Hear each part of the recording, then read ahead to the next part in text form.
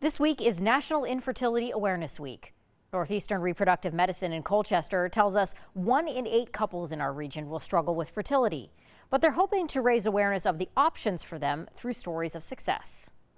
We've been trying for 4.5 years. Walisha and Chris Georgie wanted to expand their family, but everything they tried wasn't working. Everybody's like, oh, just relax, or it'll come when it's supposed to, or things of that nature. And 4.5 years later, it didn't. Early on, our doctor told us, he's like, you're the problem. I was the variable. Their journey took them to Northeastern Reproductive Medicine in Colchester. 3 interuterine inseminations didn't work.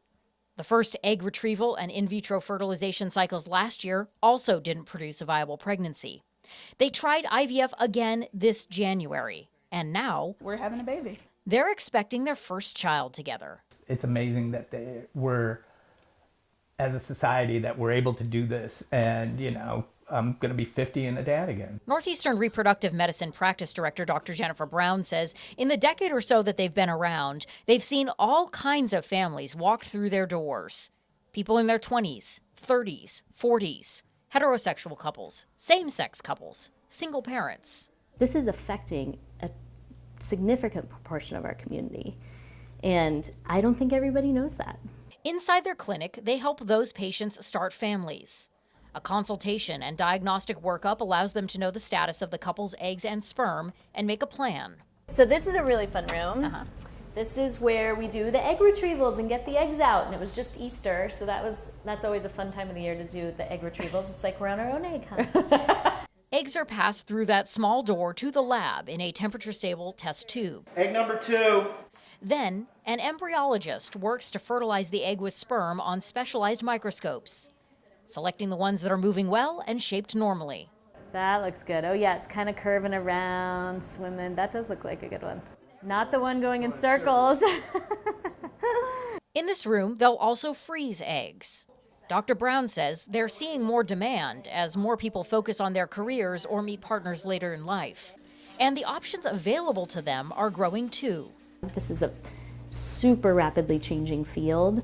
The technology is evolving, our abilities are evolving, and it's really exciting what they can utilize. So I think maybe while they may feel at the end of their rope when they come in here, they're really at the beginning of a path where we can help them achieve their goals. There's another factor that many families often think about when they're thinking about fertility treatments, and that's the cost. Insurance doesn't necessarily cover it here in Vermont, though lawmakers are working on a bill right now that could change that.